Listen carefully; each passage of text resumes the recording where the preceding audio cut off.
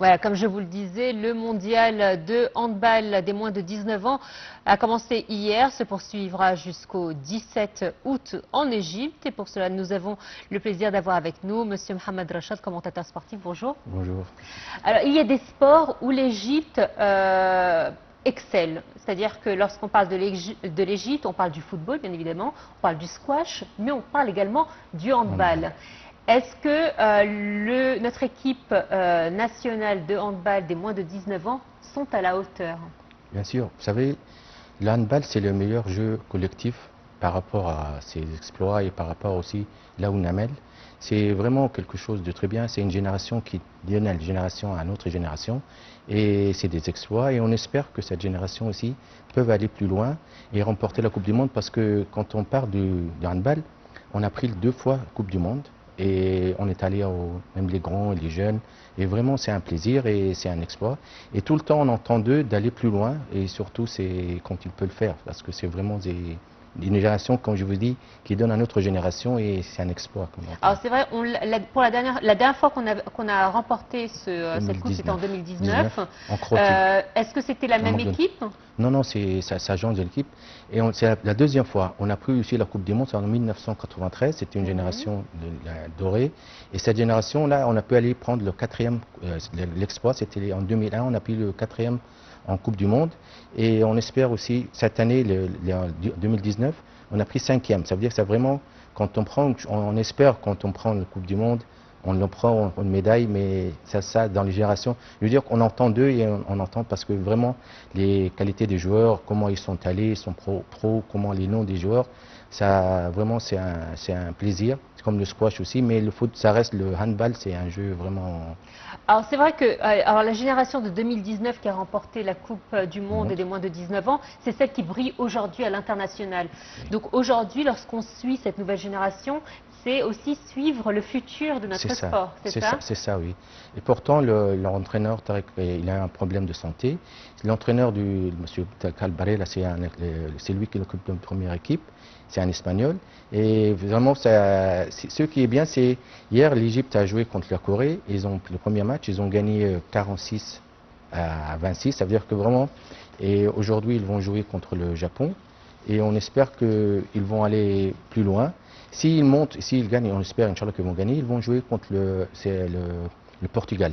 Et ça veut dire que vraiment, ça se voit que l'avenir, comment ils sont, la génération, comment ils jouent. C'est vraiment, je veux dire que ça remonte à des années quand on le regardait, parce que je me souviens quand les générations, Achraf Awad, Sabri Hissem, il y avait une génération qui brille. Après, il a vu Ahmad Lahmar.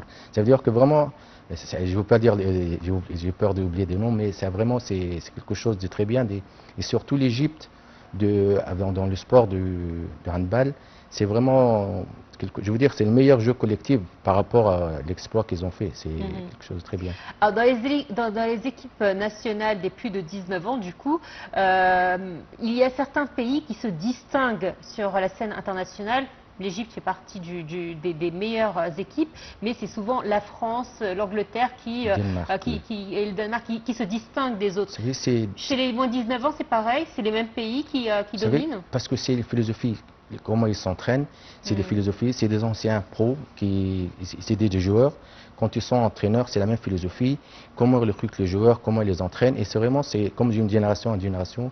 Là, il y a le Danemark, il y a le Suède, il y a la France, ça veut dire que c'est l'Espagne, ça veut dire, mais dans le podium, ils sont tout le temps, ils sont déjà là. Et quand l'Égypte, c'est le seul pays africain et au nord de l'Europe, il a pris la Coupe du Monde. Et vraiment, on espère qu'ils font quelque chose. On a une médaille d'argent, on est 4e dans les Jeux Olympiques au Tokyo. Ça veut dire que vraiment, vous savez, on espère, vous savez, mais tout le temps, parce que je sais, vous savez, avant, les parents, les gens aimaient pratiquer le football, c'était le jeu. Et pour eux, préféraient aller au football. Et il y a Mohamed Salah qui brille. Mais si vous regardez dans le handball comment ils sont, il y a beaucoup de joueurs qui ont joué. Il y a Alizine qui a joué en Barcelone, il y a Sanad qui a parlé en Paris Saint-Germain. Ça veut dire que vraiment, il y a des pros, ils ont pris, même il y en a 2 qui ont pris la Champions League avec le handball, avec les 2 équipes. Ça veut dire que vraiment, Et moi, je me souviens de la génération en 1993, quand ils ont pris la Coupe du Monde, et en 2001, quand ils étaient quatrième, il y avait Achraf Awad, Sabir Hussein, cette génération-là. Moi, j'étais très proche parce qu'ils sont de ma famille. Et je me souviens qu'eux, ils s'entraînaient et ils n'avaient pas le même succès des autres joueurs de foot. Pourtant, ils prenaient le... C'est vrai, l'intérêt n'était pas pareil. Et ça se voyait dans tout. Vous savez, les mêmes joueurs, Achraf Awad, quand il a joué il est allé en France, à Montpellier. Et vous savez, il y a un problème, c'est que, pas de problème, mais c'est un pro. Professionnel, ça veut dire que vraiment tu es attiré par tu t'entraînes et tu joues et tu prends soin de ton corps, comment il y a des experts, tout en tout. Tandis ici, il y a une autre chose, tu es obligé de travailler pour pouvoir t'aider à ensuite. C'est pas le deuxième, mais le sport, ça vient deuxièmement, parce que toi, tu es obligé de travailler. On ne peut pas vivre de notre Non, du sport. c'est ça, et pourtant, c'est ça qui est très, je veux dire, c'est impressionnant. Malgré tout ça, malgré les choses qui s'arrivent, ils sont déjà là. Et quand ils entraînent, maintenant, ils n'ont pas le même succès. Par exemple, quand on parle d'eux, ils n'ont pas le même succès. Mais si vous regardez comment parmi en 2019, quand l'Égypte a pris la Coupe du Monde, il y avait les quatre qui étaient, il y avait Hassan Zaki, il y avait Ahmed Roubi, il y avait Magda Boulma. Ça veut dire que cette génération-là, ils ont été meilleurs joueurs. Ils ont pris la Coupe du Monde et ils ont pris la Coupe du Monde aussi quand ils étaient entraîneurs. Ça veut dire que vraiment, tu entraînes. On espère que cette génération aussi, parce que quand tu vois quelqu'un qui devant toi, qui joue, et parce que normalement, quand ils regardent comment ils jouent, comment ils vont aller, comment ils affrontent l'Espagne, comment ils affrontent les meilleurs, les Danemark. Et surtout, après, t'as pas peur. C'est pas par peur, mais pourquoi pas le faire parce que tu as vu quelqu'un qui le fait et tu l'aides à faire. Ensuite, quand il a un entraîneur, quand il a l'expérience, quand il explique comment ça se fait, tu es obligé de l'écouter et respecter, bien sûr. Et après, ça vient. Parce que ce que vous dites est très important et d'ailleurs, on nous l'a mentionné à plusieurs reprises. C'est-à-dire que, et ça c'est à travers le monde, malheureusement, le football reste la discipline sportive la plus rentable grâce à ses sponsors. Et c'est vrai qu'un joueur de foot peut vivre de son métier, alors que les autres disciplines sportives, ils ne peuvent pas ou ils peuvent moins. Je parle du handball, du volley, je parle du squash. Ce sont des disciplines qui demandent beaucoup d'argent, beaucoup d'efforts. Souvent, ce sont les propres joueurs qui effectivement investissent sur eux-mêmes et doivent avoir un deuxième métier pour pouvoir subvenir à leurs besoins. Et ça a été un problème qui a été souligné à plusieurs reprises. Mais est-ce que vous pensez que grâce justement à des compétitions telles que les Jeux Olympiques, telles que l'intérêt qu'accorde actuellement l'État à développer le monde du sport en Égypte, est-ce que vous pensez qu'il y a eu des améliorations, des choses qui ont été faites justement pour aider le sportif à pouvoir subvenir à ses besoins? Vous savez, les derniers Jeux Olympiques, quand il y a Ahmed qui a pris une médaille d'or, et comment il parlait souvent qu'il s'entraînait à 4 heures du matin pour aller au stade du Caire pour garer la voiture. Et il dit qu'il y avait un problème, alors il est obligé de marcher. Il s'entraîne de 4 heures du matin. Et il y a des gens qui, quand on a parlé sur lui, on a pris la dernière photo, c'est lui qui a pu faire marquer ça. Mais il y a des gens qui peuvent, mais ils n'ont pas eu l'occasion de marcher parce qu'il y a eu beaucoup de problèmes. Et tu peux prendre une médaille. Par exemple, Karam Gabel, lui, il a pris vraiment, c'était le premier, on a pris une médaille d'or. Mais après, il s'est passé quelque chose. Ça veut dire que vraiment, si il y a un sponsor, comme le football, quelqu'un qui s'occupe de toi, et tu dis comment, parce que Mohamed Salah, si vous regardez Mohamed Salah, par exemple, Mohamed Salah, lui, il va partout.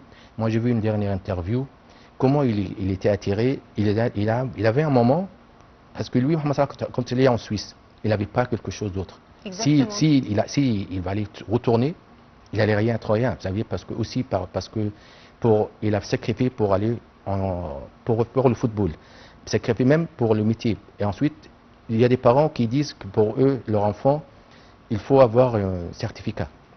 Moi, je me souviens quand j'étais jeune, pour que tu pratiques le football, c'était vraiment le sport. C'était le plus important. Et les parents, ils ont raison. Moi, je suis un père, j'ai raison. Le plus important, c'est que tu prends un certificat et après, tu vas le sport. D'autres qui, pour le certificat... Oui, parce que ce n'est pas sûr. Vous savez, même si c'est sûr, ensuite tu n'es pas sûr tu peux être fait. C'est pour ça qu'ils sont attirés pour le football. Oui, Ils attendent comment les salaires qu'ils prennent. exactement. Mais dans le handball, par exemple, moi je me souviens, le handball, quand on regardait à chaque fois, on regardait ces générations, comment ils gagnaient. Pour aller s'entraîner au handball, c'était pas comme le football. Tu peux pratiquer le football, mais pourtant, tu regardes le meilleur devant toi, les Jeux Olympiques, Coupe du Monde, comment ils sont sur le podium, comment ils gagnent. Et à la fin, tu es attiré par le football. C'est ça qui...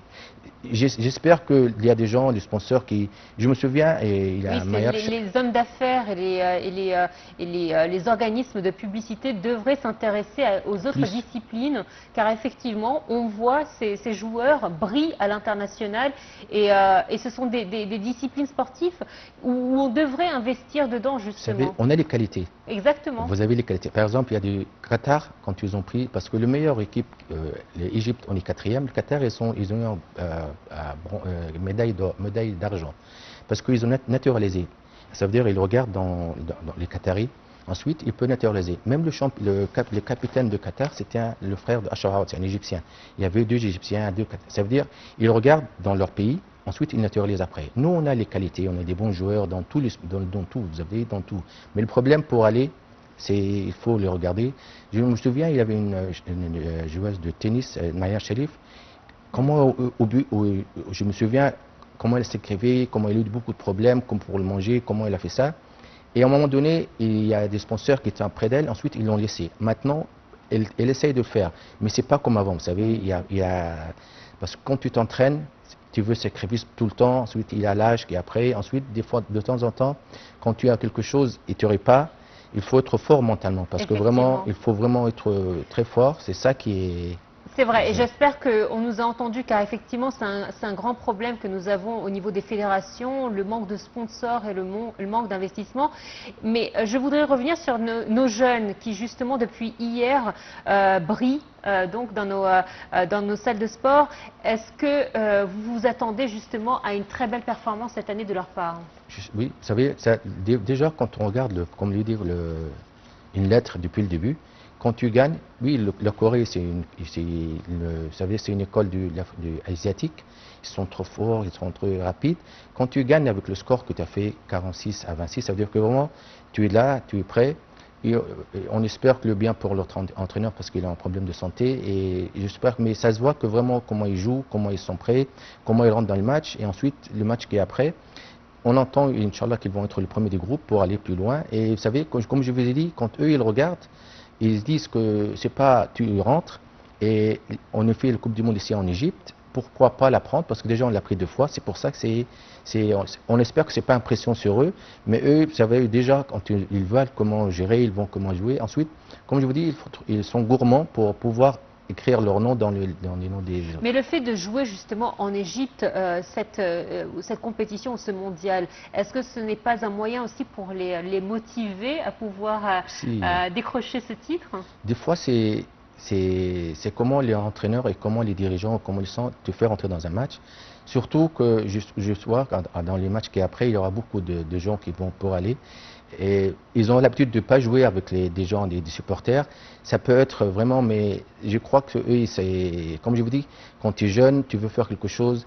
Et quand tu fais un beau match comme ça, parce qu'avant-hier, ils étaient connus, mais pas trop connus comme... Oui, à partir de maintenant, ils seront beaucoup plus connus. Quand tu gagnes, tu vas être connu, plus connu. Et ensuite, le plus important, c'est que quand tu joues, pour eux, peut être connu, mais aussi aller en Europe, on les voit, parce que quand tu gagnes, tu montres ta qualité, tu montres ta performance, et là-bas, c'est facile que tu peux aller. Je veux dire que cette génération, c'est pas qu'ils ont de la chance, mais il y a des gens qui ont vraiment pavé une route devant toi, éclairée, très facile.